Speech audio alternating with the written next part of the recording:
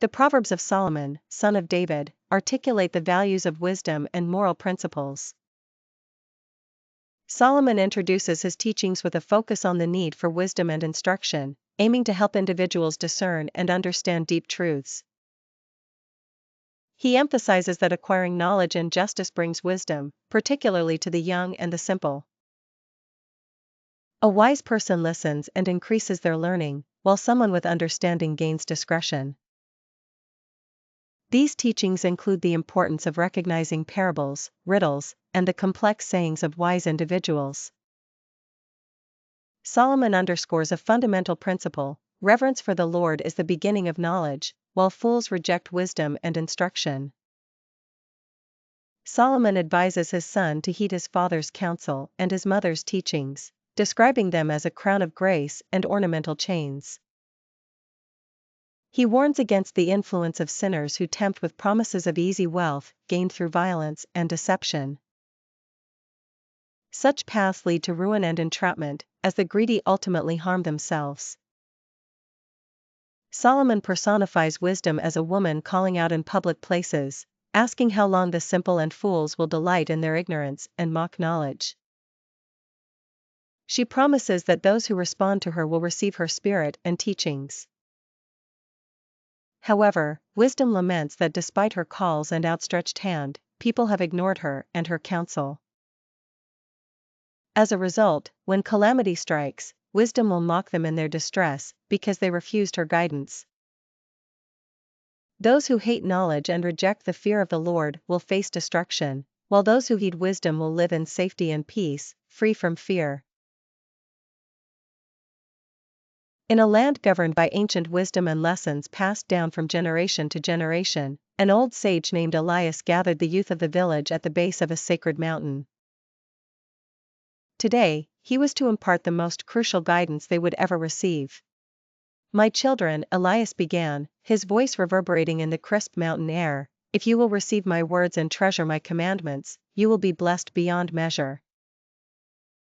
Incline your ear to wisdom and apply your heart to understanding. These lessons are more precious than silver and hidden treasures. Seek knowledge as you would seek the rarest of jewels, and raise your voice to embrace understanding. If you do this, you will grasp the fear of the Lord and find the knowledge of God, for the Lord gives wisdom freely, and from his mouth come knowledge and understanding." Elias continued, "He stores up help for the upright and acts as a shield for those who walk with integrity. He strengthens the paths of justice and preserves the way of his saints." When wisdom enters your heart and knowledge becomes pleasant to your soul, discipline will preserve you, and understanding will protect you. The sage looked each youth in the eye, emphasizing his next words. "This wisdom will deliver you from the ways of evil men, those who forsake the paths of righteousness, to walk in darkness and speak lies. They delight in wrongdoings and are perverse in their ways, but such paths lead only to ruin." Moreover, Elias added with gravitas, "This wisdom will save you from the allure of strange women and deceitful flatterers who have abandoned their sacred vows and lead others to paths of destruction. Her house sinks into the depths, and her ways lead to ghosts. None who enter her house find the path of life again." The old man's words echoed in the stillness. "Therefore, cherish righteousness and honor the paths of the just. The upright will inhabit the land, and the blameless will remain in it, but the wicked will be cut off, and the transgressors will be rooted out." As the sun began to set behind the sacred mountain, Elias concluded, "Remember, wisdom and understanding are your greatest allies. Keep them close, and they will guide you toward a life of fulfillment and divine favor." In a quaint, dusty town tucked away in the rolling hills, there lived a renowned philosopher named Elias. He had garnered wisdom from countless texts and had journeyed through many lands, learning the secrets of life. At home, he dedicated himself to penning his thoughts and teachings. Today, he was seated at his solid oak desk, sunlight filtering through the window, illuminating his wise, furrowed brow. Elias' son, David, recently returned from his first expedition, sat meekly across from him. David's adventures had filled him with enthusiasm, yet he was restless, often plagued by impulsive thoughts and actions.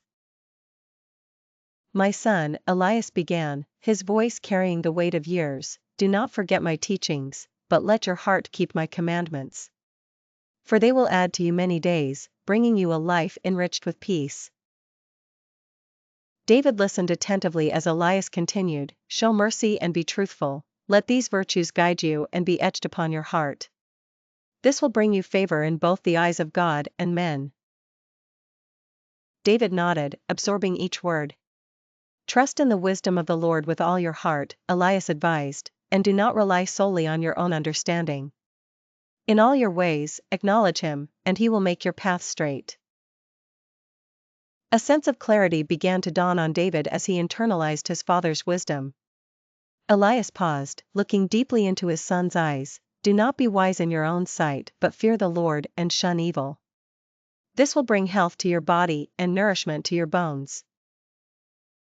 He handed David a small, worn book. "Honor the Lord with your wealth and with the firstfruits of all your labor, and your barns will be filled with abundance." David cradled the book with reverence, understanding its significance. Elias continued passionately, "Do not spurn the discipline of the Lord or grow weary of his reproof, for the Lord disciplines those he loves, just as a father delights in correcting his son." David felt a surge of gratitude towards his father, realizing the depths of his care and love. Elias's teachings were timeless. "Blessed is the man who finds wisdom and gains understanding, for her worth is greater than silver or gold, she is more precious than rubies. Her ways are of pleasantness and peace, a tree of life to those who take hold of her." David vowed to seek wisdom earnestly and to cherish all he would learn on his journey. "Do not plot harm against your neighbor or quarrel without cause," Elias advised sternly. "Envy not the unrighteous, for their ways are detestable to the Lord. The home of the righteous receives his blessing, while the wicked dwell under his curse. Remember, the wise inherit glory, but fools invite disgrace." Taking his father's words to heart, David set out on a new path, one illuminated by wisdom and guided by virtue. He felt a profound peace and a newfound confidence as he embraced the lessons imparted by his father, ready to face the world with a spirit of humility and strength. In a land filled with both light and shadow, an elderly sage named Elisha gathered his children around him. He began to speak with a voice full of wisdom and warmth, urging them to open their hearts and minds to the teachings he had inherited from generations past. "Children," he said, "listen to the instruction of your father, so you may gain understanding. I promise to teach you well, so do not abandon my guidance. Remember, I too was once young and tender, the cherished child of my parents, and they imparted these same truths to me." Elisha's eyes sparkled with memories as he continued, "Let your heart be steered by my words, uphold my commandments, and you will thrive. Seek wisdom, pursue understanding, do not forget my lessons. Cherish them, and they will safeguard you. Love them, and they will shield you from harm. Wisdom is paramount, therefore, get wisdom, and with all you're getting, acquire understanding." As his children listened, Elisha painted vivid pictures with his words, recounting the beauty of wisdom. "Exalt wisdom," he said, "and she will promote you. She will bring you honor when you embrace her. She will adorn your head with a garland of grace and present you with a crown of beauty. Hear me, my children, accept my words, and your years will be many. I have led you on the path of wisdom, I have shown you how to walk uprightly.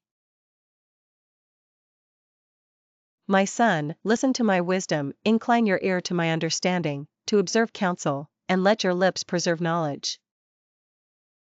For the lips of a strange woman drip honey, and her palate is smoother than oil. But her end is bitter as wormwood, sharp as a two-edged sword. Her feet go down to death. Her steps hold fast to the grave.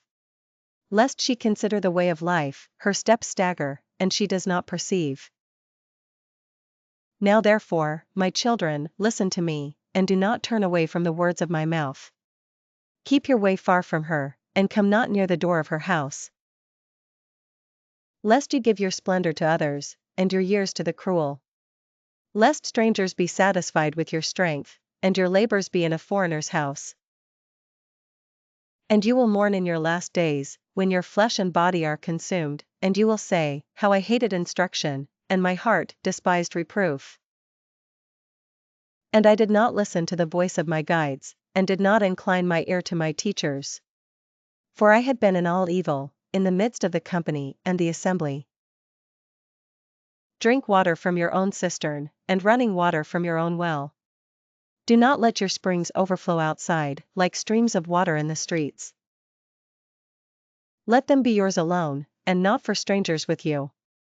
Blessed be your fountain, and rejoice in the wife of your youth, the beloved roe, the pleasant deer. Let her breast satisfy you at all times, and be intoxicated by her love always. Why, my son, do you cherish a strange woman, and embrace a foreigner? For the ways of a man are before the eyes of the Lord, and he weighs all his paths. The wicked shall be caught by his own iniquities, and shall be held by the cords of his own sin. For he shall die for want of instruction, and in the excess of his folly he shall be rash. Once upon a time in a cozy little village, there lived a man named Ethan. Ethan was known for his friendly nature and willingness to help anyone in need. One day, his neighbor, Mark, who had fallen on hard times, approached him for help. Mark needed a loan, and without a second thought, Ethan agreed to be surety for him, signing a deal with a handshake and a smile. However, little did Ethan realize he had bound himself to a heavy burden with just his words. Time passed, and Mark's situation didn't improve. One night, troubled by his predicament, Ethan sought advice from a wise old man named Samuel, who lived at the edge of the village. Samuel welcomed Ethan into his home, offered him tea, and listened patiently to his tale of woe. Then, stroking his long white beard, Samuel began to speak. My son, if you are in such a bind with your neighbor, do this and save yourself. Go and plead with him. Don't rest until you've resolved this matter. Freed from the hand of your neighbor, live wisely. Consider the ant, which has no leader, but prepares in the summer and gathers in the harvest. Don't sleep or slumber in idleness, lest poverty strike like a prowler. Emboldened, Ethan took Samuel's advice. He approached Mark with urgency, explaining how dire his own situation had become. Mark, realizing the gravity of the matter, promised to repay the loan as soon as he could. Ethan also took a leaf out of Samuel's wisdom book, deciding to live a more diligent and proactive life, much like the ant. Meanwhile, in the same village, there lived a crafty, wicked man named Victor. He was smooth-talking, always plotting something nefarious, sowing discord wherever he went. Victor's life was full of deceit. He winked slyly with his eyes, made secret signals with his feet, and pointed with his fingers while whispering lies. His heart brimmed with evil, continuously stirring trouble. Victor's downfall was rapid and dramatic. One day, while executing one of his schemes, calamity struck him suddenly.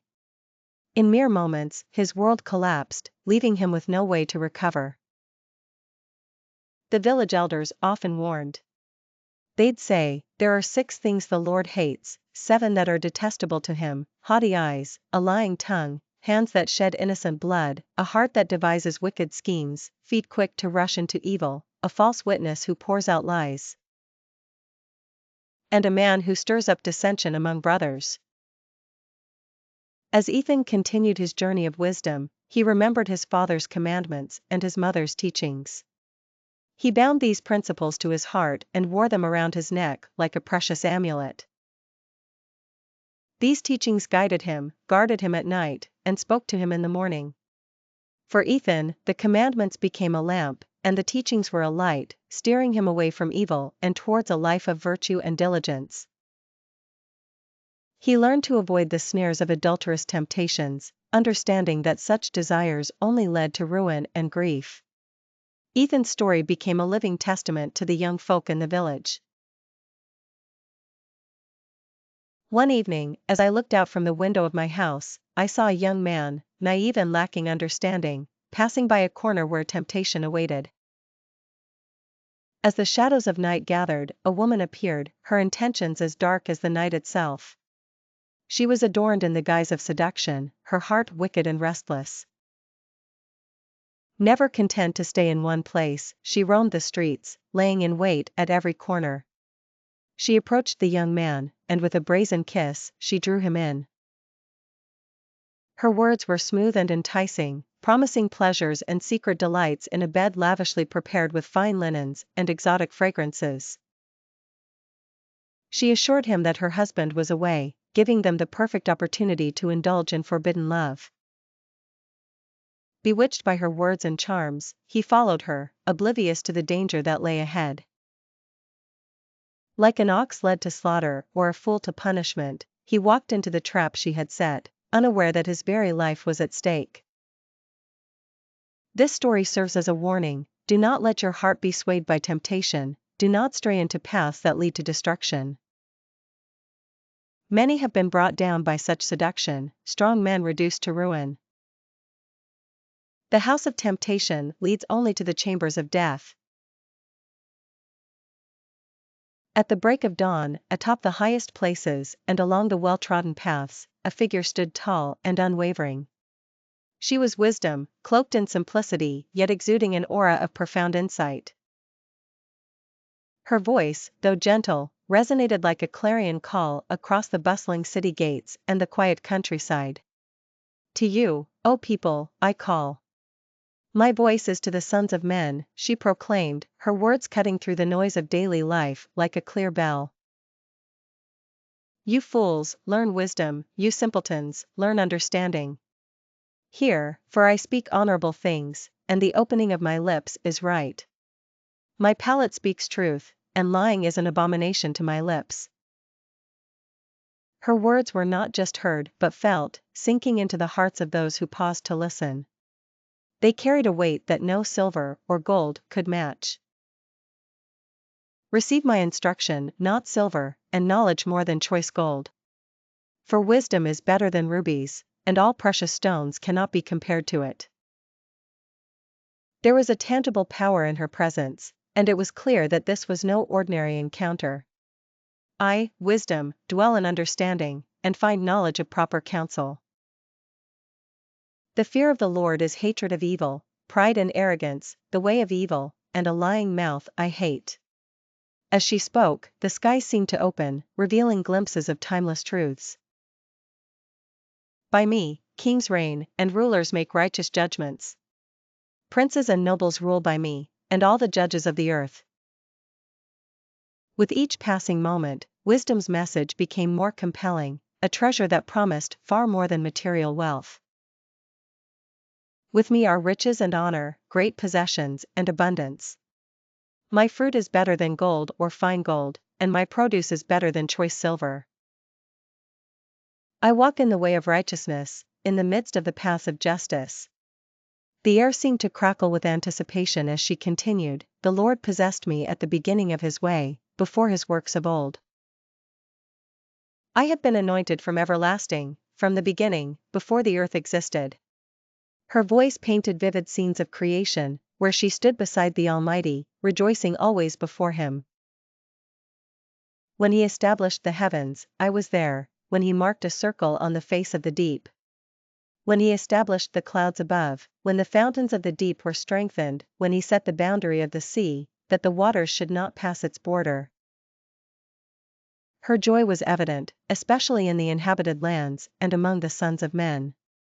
She implored those around her to listen, now therefore, my children, listen to me. Blessed are those who keep my ways. Hear the instruction and be wise, and do not reject it. Wisdom's final words held a promise and a warning, for whoever finds me finds life and obtains favor from the Lord. But whoever sins against me harms his soul. All who hate me love death. And with her parting words, she left an indelible mark on every soul that had the fortune to listen. In an ancient city, two houses stood at its peak. The first was the House of Wisdom, meticulously built and supported by 7 grand pillars. Wisdom herself oversaw its preparation. She arranged a lavish feast, mixing wine and setting a richly adorned table. Once her preparations were complete, she sent her maidens out to the city's highest places, crying out, "Let the foolish turn in here." To the simple, she offered, "Come eat of my bread, and drink of the wine I have mixed. Leave behind your foolish ways and walk in the path of understanding."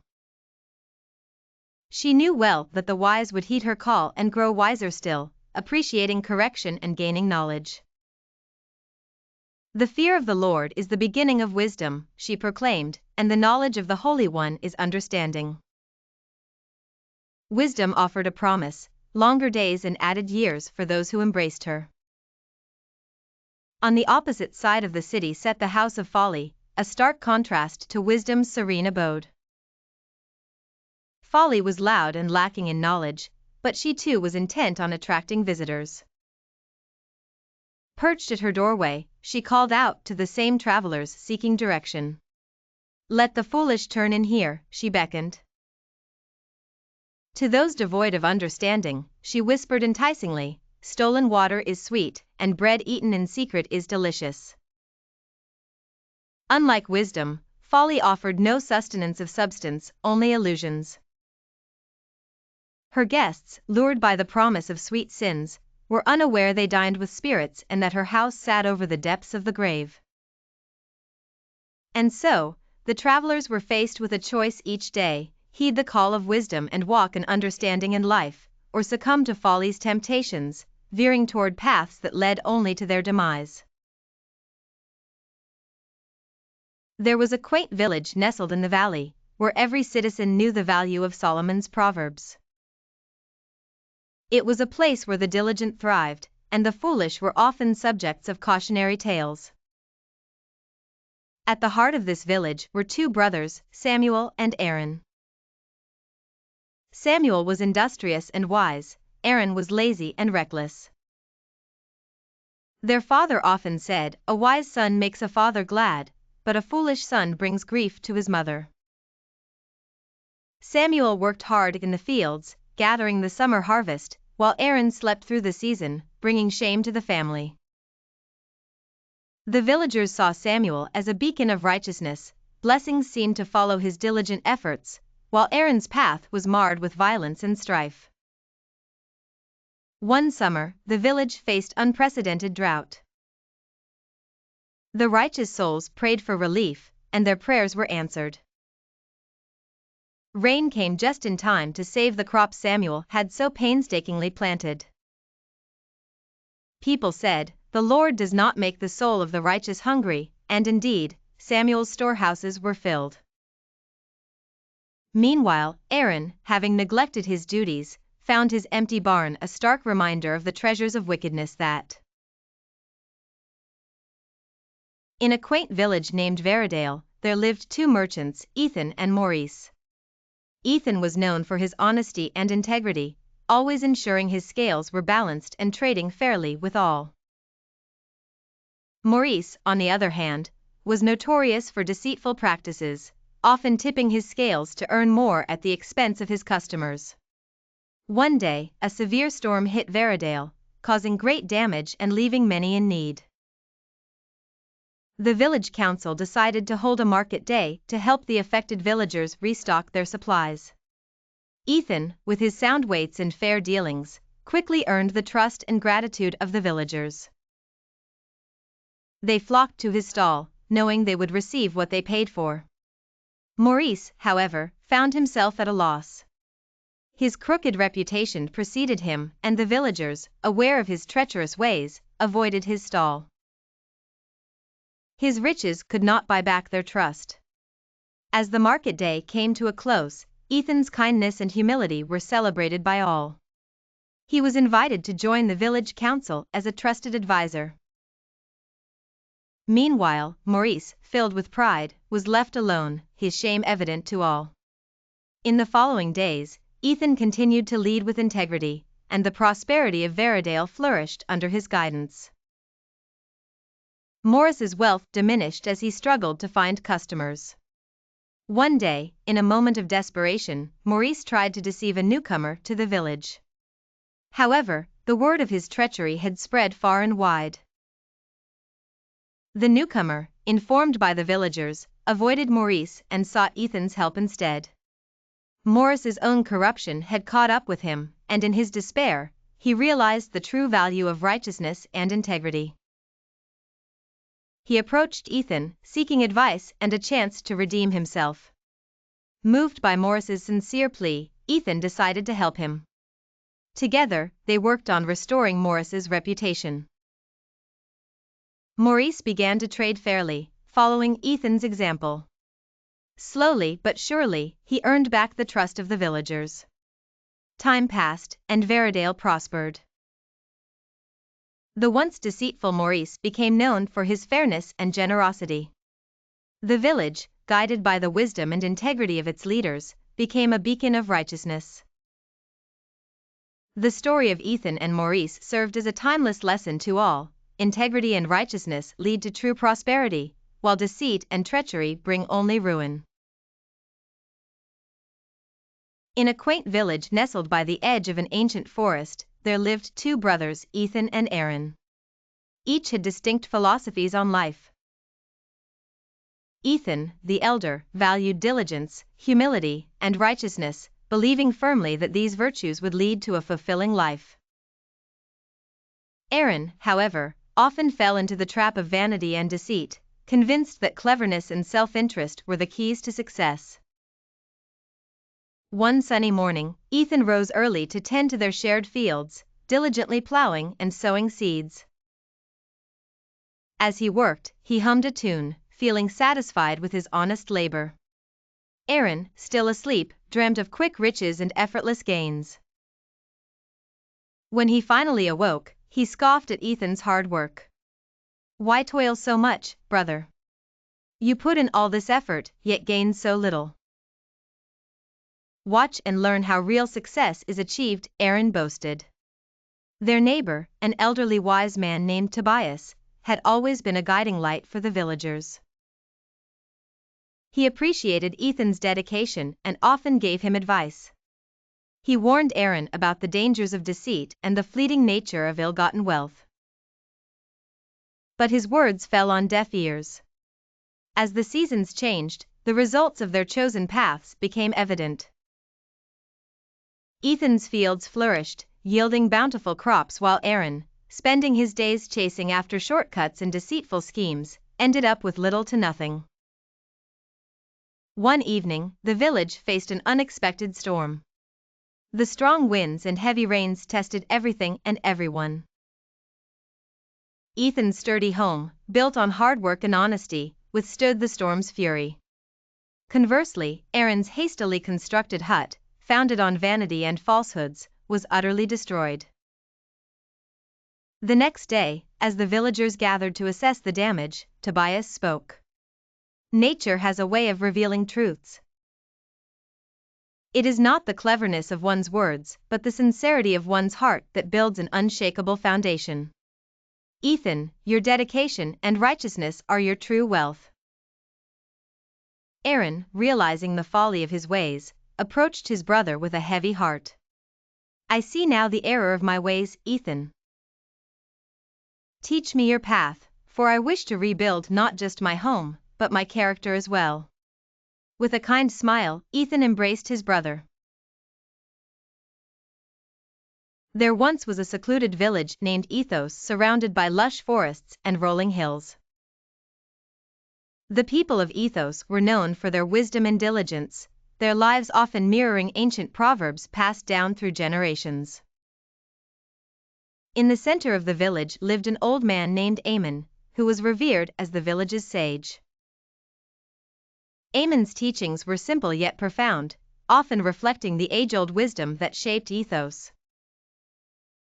One evening, the village gathered around a warm fire, eager to hear Amon's wisdom. He began with a tale about two brothers, Caleb and Lucas. Caleb, the elder brother, worked diligently on his farm, appreciating his father's teachings and living by them. Lucas, on the other hand, was rebellious and ignored all advice, living carelessly. Caleb's farm flourished, and he shared his bounty, while Lucas's lands lay barren. A wise son accepts his father's instruction, but a scorner does not listen to rebuke, Amon said, gazing at the villagers. As years passed, Caleb continued to prosper. His kind words and upright deeds earned him respect and love from the villagers. Lucas, meanwhile, found himself drawn to dark company, those who sought violence and deceit. Amon narrated how Caleb's guarded speech and thoughtful actions ensured his well-being. In contrast, Lucas's reckless words and slanderous behavior brought ruin upon him. He who guards his mouth guards his soul, but he who slanders with his lips will perish, Amon reminded everyone. Amidst the rolling hills of the ancient kingdom of Viridia, the people held their breaths as they gathered in the central market square. Their legendary king Alaric had just announced a contest to find the wisest among his people. The king, known for his fair and discerning judgment, promised the winner a place as his most trusted advisor. To participate, individuals had to share the essence of wisdom they had gleaned from their lives. As the first morning light touched the cobblestones, a woman named Lydia stepped forward. Lydia was known for her clever mind and practical insight. She began, "The wisdom of a woman builds her house, but folly tears it down. Many nights, my family saw dark clouds since our fortunes were tied to the whims of the market. Yet, restraint and prudence secured our home, not lavish spending or empty pride." The crowd murmured in agreement, knowing the truth of her experience. Next was Bartholomew, a farmer whose hands were calloused from years of toil. "In the absence of oxen, the crib is empty," he declared. "But abundant crops come by the strength of the ox." His rugged face softened as he explained how his investments in sturdy animals brought prosperity to his land, despite doubts from others. An older man, Enoch, well regarded for his honesty, followed. "A faithful witness will not lie," he said with a voice that echoed through the plaza. A gentle answer turns away wrath, but a harsh word stirs up anger. The tongue of the wise improves knowledge, but the mouth of fools pours out folly. The eyes of the Lord are everywhere, watching the evil and the good. A quiet tongue is a tree of life, but a perverse tongue crushes the spirit. A fool despises his father's instruction, but he who heeds reproof will be prudent. In the house of the righteous is great treasure, but in the income of the wicked is trouble. The lips of the wise bring forth knowledge, but not so in the heart of fools. The sacrifice of the wicked is an abomination to the Lord, but the prayer of the upright is his delight. The way of the wicked is an abomination to the Lord, but he who pursues righteousness he loves. Evil instruction is for him who forsakes the way, he who hates correction shall die. Sheol and destruction are before the Lord, how much more the hearts of the sons of men. A scorner does not love his corrector, he does not go to the wise. A merry heart makes a cheerful countenance, but by sorrow of the heart, the spirit is crushed. The heart of the prudent seeks knowledge, but the mouth of fools feeds on folly. All the days of him who mourns are miserable, but a cheerful heart is a continual feast. Better is a little with the fear of the Lord than great treasure with anxiety. Proverbs presents timeless wisdom, structured in a poetic manner to convey its teachings. It often contrasts human perceptions with divine truths, emphasizing that though we may plan and justify our ways, true guidance and judgment come from the Lord. Key themes include the value of humility, righteousness, wisdom, and the fear of the Lord. Pride and wickedness are warned against, highlighting their eventual downfall. The text advises committing one's work to God, seeking wisdom over material wealth, and valuing truthful and kind words. It underscores that real understanding and righteousness lead to peace, favor, and life, while evil paths lead to strife and destruction. The teachings serve as a guide for living a life pleasing to God, fostering justice, peace, and wisdom. In a serene village, a wise elder named Solomon was renowned for his profound understanding of human nature and life. One day, as the village gathered for a feast, a heated argument broke out among a wealthy family. Solomon, observing the unrest, decided to share his wisdom through parables and proverbs to bring peace and understanding. He began, "Better is a dry morsel, and peace therewith, than a house full of sacrifices with strife." The villagers nodded, recognizing the value of peace over material wealth. Solomon continued, "A prudent servant rules over a shameful son, and divides the inheritance among his brethren." The family listened intently, realizing the importance of wisdom and prudence over mere entitlement. He then spoke of integrity and morals, saying, "The crucible is for silver, and the furnace for gold, but the Lord tests the hearts." The crowd fell silent, reflecting on their own actions and intentions. Turning to the issue of influence, Solomon warned, "He who does evil listens to wicked lips, and a liar gives ear to the tongue of corruption." He emphasized the dire consequences of being swayed by malevolent forces. He who mocks the poor reproaches his maker, he who rejoices in calamity will not go unpunished. His words resonated deeply, especially with those who had looked down on the less fortunate. Solomon spoke of generational pride and the importance of truth. "The crown of the old is their children, and the glory of children is their fathers." The lips of the wise are not fitting for the fool, how much more for the noble to lie. Gifts and forgiveness were next. A gift is a precious stone in the sight of those who receive it. Wherever it goes, it prospers. He who covers up a transgression seeks love, but he who repeats a matter separates friends. In the ancient village of Denveri, nestled between towering mountains and flowing rivers, lived a man named Elias. Elias was known for keeping to himself, his demeanor often vexed by the advice and counsel of others. Some said he was a fool, finding delight only in expressing his own sentiments rather than seeking true understanding. As the days turned to nights, wickedness seemed to cloak the village, bringing contempt and disgrace in its wake. Elias, unaware of his own folly, would often get into strife through careless words, his lips prone to invoking discord. It was said his mouth could be his own undoing, the snare to his soul. Amidst the village, another figure, a talebearer named Gideon, spread rumors as if offering delectable morsels, slowly poisoning the community from within. Despite his slack work, Gideon thrived on the chaos he created, much like a glutton feasting endlessly.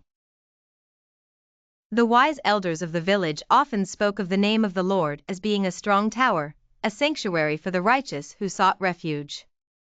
Elias was skeptical, his wealth built upon imagination, forming barriers as high as castle walls. He walked with an air of haughtiness, not understanding that before destruction lies pride, and before honor, humility. One day, a matter of great importance arose, and Elias hurried to give his judgment before hearing all sides. His rash decision brought folly and shame, for the spirit of wisdom lies in patience and discernment. Amidst his turmoil, Elias encountered Helena, a discerning woman whose heart and ears sought knowledge and wisdom. Her presence was a gift, leading him to reconsider his ways. The villagers welcomed her, her insights opening doors to great understanding. As Elias and Helena grew closer, Elias began to realize the importance of humility, learning to endure through trials and to cherish genuine counsel. It was with Helena by his side that Elias found contentment, understanding that his words held the power of life and death, and in choosing wisely, he could find a friend who sticks closer than a brother. In a remote village, there lived a man named Abel, known for his impeccable integrity despite his poverty. He was respected by those who valued honesty but often mocked by the wealthy who valued riches. Abel believed that true wealth lay in wisdom and understanding. He often said, "A soul without knowledge is like a body without blood." His life took a sudden turn when he overheard a plot to deceive the villagers by men who sought to gain wealth through lies. Knowing a false witness would not go unpunished, Abel decided to act. That night Abel saw an elderly man stumble and helped him regain his balance. The man was a lord in disguise, testing the integrity of the villagers. The Lord was pleased with Abel's actions and offered him a reward. However, Abel declined, saying, "Many are the devices in the heart of man, but the counsel of the Lord is what will stand." Eventually, the deceitful plan was uncovered and those involved were punished. Abel, though still poor, became a beloved figure in the village. His wisdom and kindness adorned him more than any riches could. Remembering his father's words, he disciplined his children with love and understanding, guiding them to be wise. The village prospered not through wealth but through the integrity and wisdom that Abel imparted. The village flourished through the simple yet profound teachings of a poor yet wise man. In a faraway kingdom, the words of wisdom were passed down through generations as guiding principles for life. The kingdom's elders often recited these sayings, ensuring that their teachings would never be forgotten. Among these sayings, one advised, "Wine is a mocker, strong drink is a raging beast, and whoever is reeling from them is not wise." Many in the kingdom took this to heart and lived in moderation, while others ignored it and faced the chaos that followed. The king's fear was compared to the roaring of a lion, a reminder of the respect and caution required when dealing with authority. "Whoever provokes the king sins against his own soul," the elders would warn, instilling a sense of reverence and wisdom. Men were also reminded of their own conduct and the foolishness of seeking strife, as it is a man's glory to stay away from strife, but every fool contends. Laziness was condemned, with the cautionary tale of the sluggard who, avoiding work because of winter, ultimately begged during the harvest. Counsel in a man's heart is like deep waters, and a man of understanding draws it out, served as a reminder that true wisdom required deep reflection and discernment. The righteousness of a man brought blessings to his children, and kings who judged wisely were seen as protectors against evil. Even children were noted for their deeds' purity, emphasizing the importance of early virtues. The parables continued to speak of the virtues of wisdom, the dangers of deceit, and the value of integrity. The elders taught that loving sleep too much would lead to poverty, and that knowledge was more precious than gold or pearls. A man was warned against surety for strangers and deceitful bread, as both would lead to ruin. Slanderers were seen as dangerous, capable of revealing secrets and causing harm, while showing respect to parents was paramount. The wisdom also urged patience over vengeance, for the Lord would deliver justice. Men were reminded that all their steps came from the Lord, a touchstone for humility and faith. The sayings concluded with reminders of compassion, the strength of youth and wisdom of age, concluding that even the wounds one suffers can cleanse the soul. Thus, through these teachings, the kingdom thrived in wisdom, understanding, and reverence for both divine and earthly authority. In a kingdom where the ruler's heart was malleable like streams of water in the hands of the divine, the king believed his ways were justified. Yet, only the divine could weigh the hearts truly. This ruler strived to do what was right and true, far more important to him than empty sacrifices.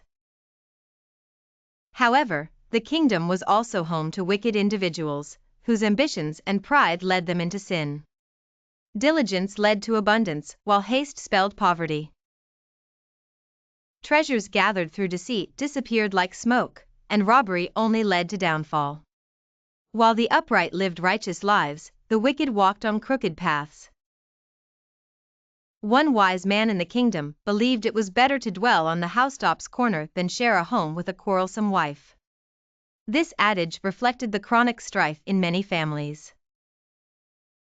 The wicked harbored evil desires, showing no favor to neighbors, teaching the wise through their punishments and revealing the folly in fools. The righteous considered the wicked's ways and often overthrew their schemes.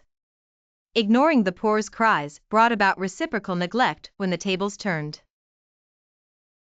Secret gifts and discreet bribes quelled wrath and strong anger, highlighting the complexity of justice. Pursuing justice brought joy to the righteous and despair to the wicked. The wise avoided straying from the path of knowledge, for it led to beasts' company, while those loving pleasure and indulgence faced poverty. The kingdom's wise men valued their treasures with caution, unlike fools who destroyed their own heritage. A diligent man found life, fortune, and honor, while the wise overthrew the mighty city's confidence. Guarding one's words prevented trouble, and arrogance only invited ridicule. Laziness led to demise for refusing work, while the righteous gave generously. False witnesses always perished in the end, leaving truth speakers to voice wisdom. Despite preparations for battle, true help came from the divine. The kingdom reflected the eternal balance between righteousness and wickedness, emphasizing virtues of diligence, wisdom, and mercy, as the divine's plans always prevailed. A good name is to be chosen more than great riches, and a good favor than silver and gold. The rich and the poor meet together, the Lord is the maker of them all. The prudent seeth the evil and hideth himself, but the simple pass on and are punished. The reward of humility and of the fear of the Lord is riches and honor and life. Thorns and snares are in the way of the crooked, but he that keepeth his life shall be far from it. Train up a child in the way he should go, and when he is old, he will not depart from it. The rich ruleth over the poor, and the borrower is servant to the lender. He that soweth iniquity shall reap disaster, and the rod of his wrath shall be consumed. He who has a good eye, he shall be blessed, for he gives of his bread to the poor. Cast out the scorner, and strife shall go out, and contention and shame shall cease. He who loves purity of heart, because of the grace of his lips, the king shall be his friend. The eyes of the Lord preserve knowledge, and he overturns the words of the treacherous. The sluggard says, "The lion is outside, I will be slain in the streets." The mouth of strange women is a deep pit, the one who is detested by the Lord falls into it. Foolishness is bound to the heart of a child, the rod of correction will drive it far from him. He who oppresses the poor increases his possessions, and he who gives to the rich only causes him to want. One evening in the ancient kingdom of Pharaoh, a humble philosopher named Eric was summoned to dine at the opulent palace of King Nevet. As Eric entered the grand banquet hall, he marveled at the dazzling array of delicacies laid out before him. Golden platters heaped with rich meats, exotic fruits, and sugared confections tempted all his senses. King Nevet, a ruler known for his cunning ways, gestured for Eric to sit beside him. As Eric settled uncomfortably into the velvet chair, he recalled the wisdom of old: when you sit down to eat with a ruler, consider carefully what is before you. Reminded of these words, he remained vigilant. The king looked upon his guest with a smile that did not reach his eyes and urged, "Eat and drink, my friend." Despite the invitation, Eric hesitated, knowing the dangers of succumbing to false pretenses. He thought, "Do not desire his delicacies, for they are bread of deceit." Avoiding the tantalizing feast, Eric turned the conversation to matters of heart and mind, seeking to know the ruler's true intentions. King Nevet, sensing Eric's awareness, steered their discussion towards philosophies of wealth and power. Eric said thoughtfully, "Do not labor to become rich, cease from your understanding." The room fell silent, the air heavy with unspoken tension. Yet Eric continued, unwavering, for the wisdom he carried was stronger than any opulent temptation or deceitful throne. Through the night, the talks waxed and waned, touching upon virtue, knowledge, and the fleeting nature of riches. King Nevet, although powerful, appeared disquieted by Eric's unwavering resistance and astute observations. In a small village nestled between rolling hills and dense forests, there lived a wise and humble man named Ammon. Ammon was well respected in the village for his knowledge and his unwavering sense of justice. He often shared his wisdom with the villagers, guiding them through life's challenges and dilemmas. One day, a young man named Ivor approached Ammon. Ivor had always envied the wealth and power of the local lord, who was known for his ruthless ways. "Ammon," Ivor said, "I wish to be like the lord, to have his power and riches. What must I do?" Ammon's eyes softened as he replied, "Do not envy evildoers, Ivor, nor desire to be with them. For their hearts speak of violence, and their lips speak of trouble." Ivor frowned. "But how do I achieve greatness, then?" Ammon gestured towards his modest home.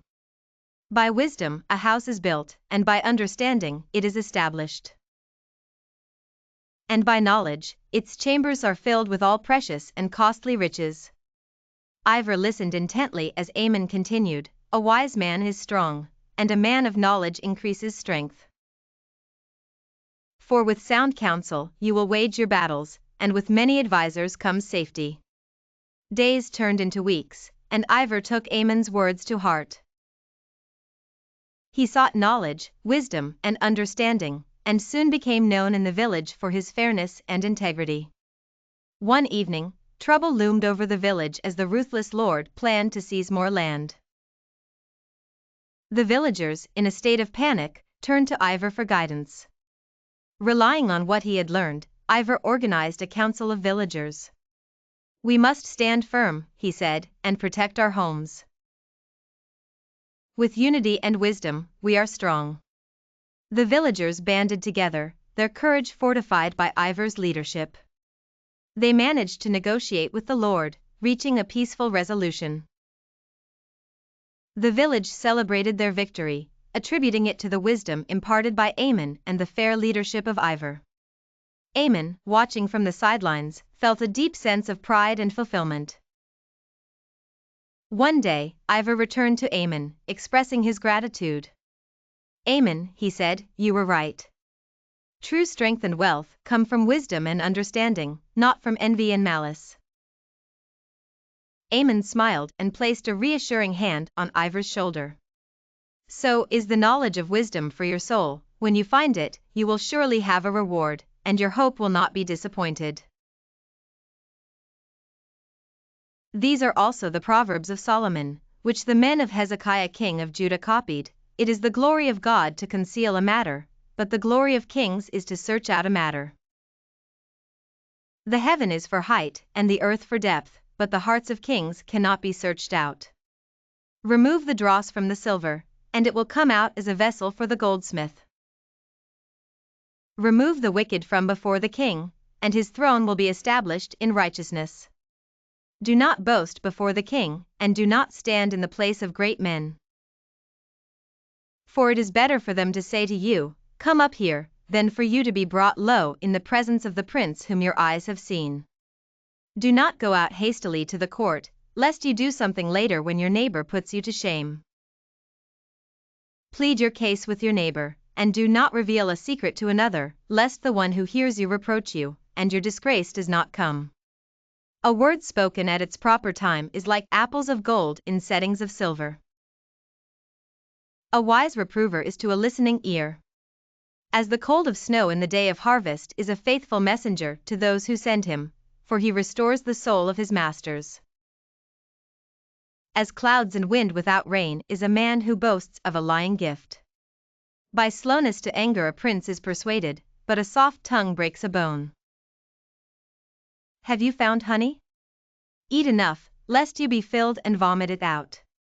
Stand your foot strong in your neighbor's house, lest he grow weary of you and hate you. A mace, a sword, and a sharp arrow is the man who answers his neighbor with false testimony. A broken tooth and a paralyzed foot is the confidence in a traitor in a day of trouble. As one takes off a garment on a cold day, like vinegar on nitre, who can sing songs to a sad heart? If your enemy is hungry, feed him with bread, if he is thirsty, give him water to drink. For you will heap coals on his head, and the Lord will repay you. The north wind drives away the rain, and a gloomy countenance drives away a slanderous tongue. Better to dwell in a corner of the housetop than with a quarrelsome woman in a house of many. As cold waters to a thirsty soul, so is good news from a far country. A troubled spring and a corrupt fountain are the righteous who bows down before the wicked. It is not good to eat much honey, and it is grievous for men to seek their own glory. A city without walls is like a ruined city, so is a man who has no control over his own spirit. In a quaint village nestled between rolling hills, a wise teacher named Eli lived. Eli was known for his profound sayings and gentle guidance. One warm afternoon, he gathered the villagers under the shade of a large oak tree to share his wisdom. Like snow in summer, like rain in harvest, so honor is not due to a fool, Eli began with a somber tone. The villagers nodded, understanding the rarity and inappropriateness of such occurrences. Like a bird that flies away, like a swallow that flies, so a curse without cause will not come, he continued, illustrating the futility of baseless accusations. Eli's serene voice carried through the small crowd as he spoke of the adage, a whip for a horse, a bridle for a donkey, and a rod for the back of fools. The metaphor was clear, each required its own form of guidance or discipline. He then offered seemingly contradictory advice: do not answer a fool according to his folly, lest you also be like him, followed by, answer a fool according to his folly, lest he be wise in his own eyes. This puzzled the listeners, but Eli explained that wisdom lay in discerning the situation's needs. As he shared more proverbs, the importance of wise actions and words became evident. He who sends words by the hand of a fool cuts off his feet, Eli warned, stressing the risk of trusting the untrustworthy. Like one who grabs a dog by the ears, he said, so is he who passes by and gets into a quarrel that does not concern him. His audience understood the dangers of meddling in matters not their own. Eli spoke of deceit, laziness, and contentiousness with the villagers listening intently. Without wood, the fire goes out, but where there is no whisperer, strife is quieted, he suggested the power of silence over gossip. Finally, Eli concluded with a caution against deceit, emphasizing that falsehoods only lead to one's ruin. He who digs a pit will fall into it, and he who rolls a stone will have it returned on him. The villagers left the gathering reflective and wiser, carrying Eli's words into their daily lives, striving to embody the wisdom they had gleaned under the old oak tree.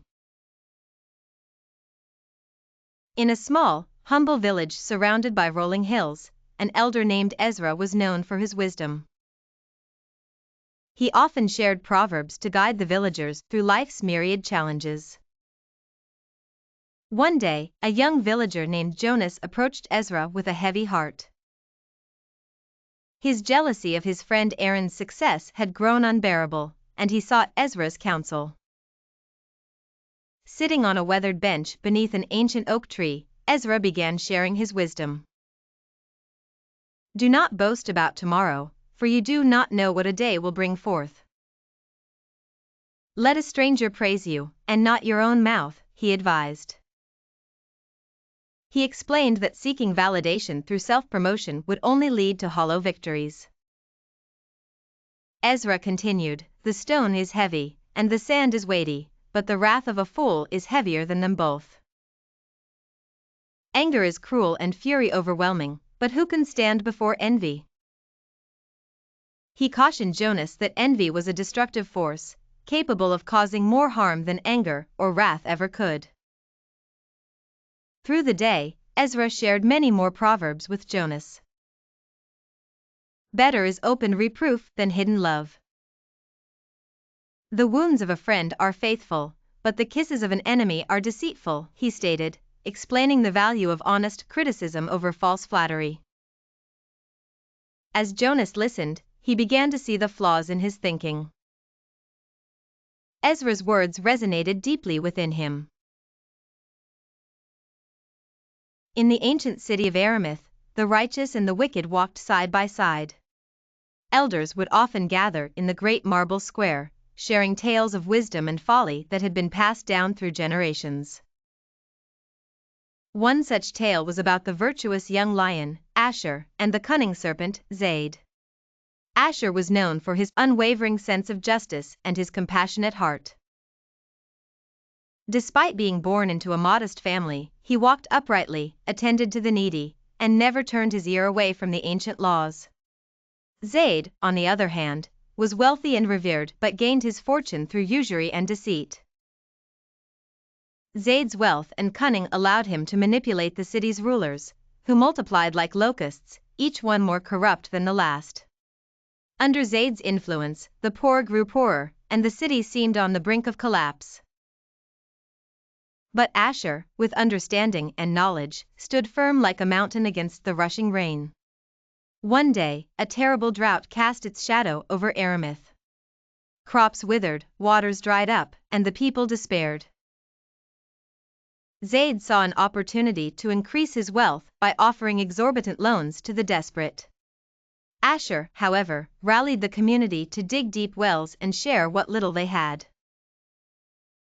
During this time of turmoil, a prophecy emerged from the oldest scrolls: a city that walks with righteousness endures, but one that follows the wicked falls into ruin. In a bid to seize control, Zaid plotted to lead Asher into an evil way, yet fell into his own trap. The perfect righteousness of Asher shone brightly amidst the darkness, and his deeds were rewarded by the divine. The people of Aramuth began to see clearly. They examined Zaid's actions and found them wanting. The righteous rejoiced, and their glory was great. The wicked, however, began to lose their grip, their reign of fear was ending. Asher continued to walk uprightly, advocating for justice and mercy. He rebuked those who sought to flatter with lies and gave generously to the impoverished, leading by example. Gradually, Aramuth transformed. Hidden sins were confessed, hearts softened, and the blessings were manifold. When darkness threatened to rise again, the people remembered the tale of Asher and Zaid.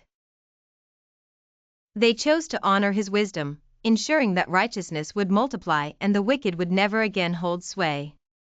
The city flourished, for Asher's legacy endured as a testament that even one who is poor and upright can bring prosperity and justice to all. He who is often rebuked and hardens his neck will suddenly be broken, and there will be no healing. When the righteous rule, the people rejoice, but when the wicked rules, the people groan. He who loves wisdom makes his father glad, but a companion of harlots squanders wealth. A king establishes the land with righteousness, but he who receives gifts destroys it. A man who flatters his neighbor spreads a net for his feet. In the transgression of an evil man there is a snare, but the righteous sings and is glad.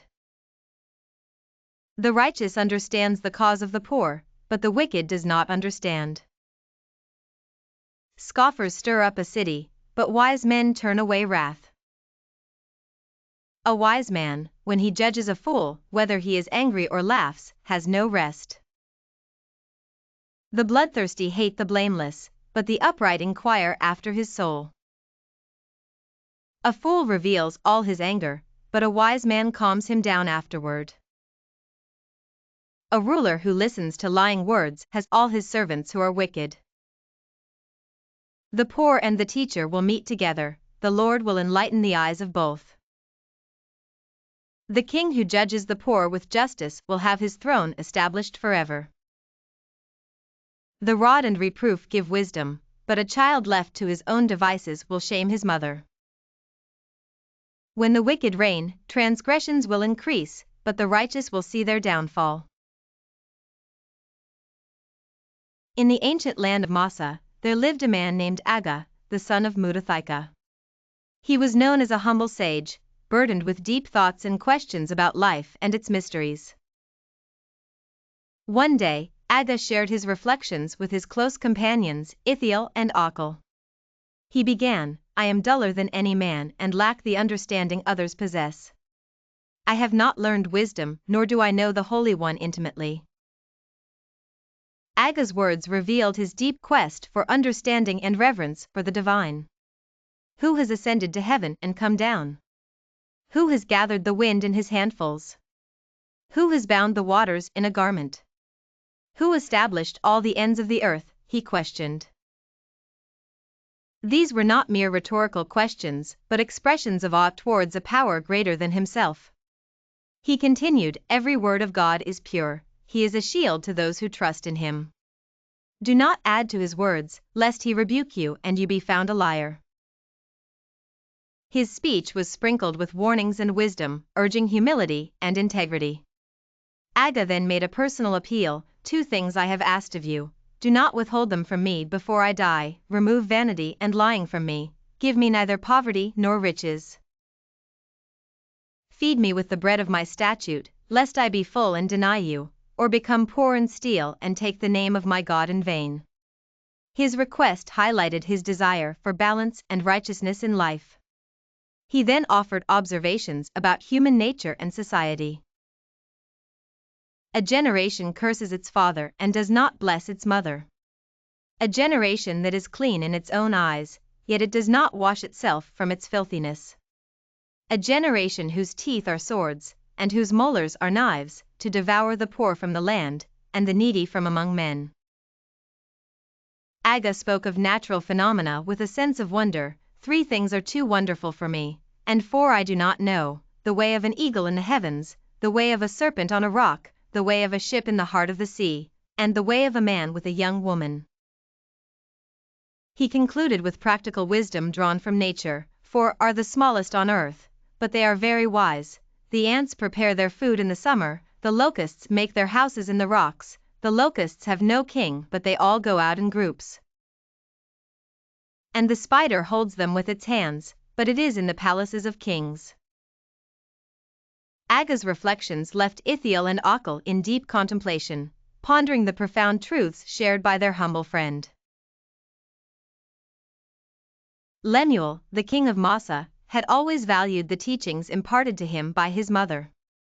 Each word resonated with wisdom, shaping his reign and guiding his every action. What then, my son?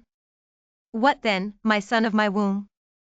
What then, my son of my vows? She would begin. Her eyes, filled with love and seriousness, always penetrated his soul. Do not give your strength to women, nor your ways to those who destroy kings, she warned gently but firmly. It is not for kings, Lemuel, to drink wine, nor for princes strong drink, lest they forget their duties and alter the course of justice for the afflicted.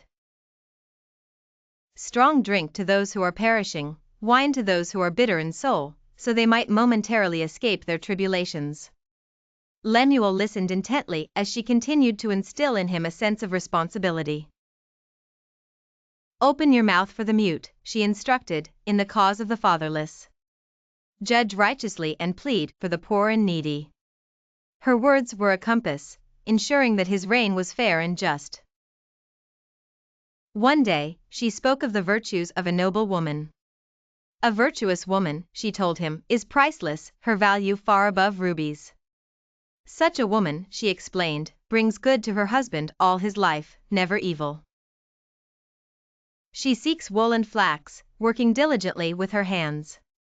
She is like a merchant's ship, bringing food from afar. Rising while it's still night, she provides sustenance for her household and a portion for her young women.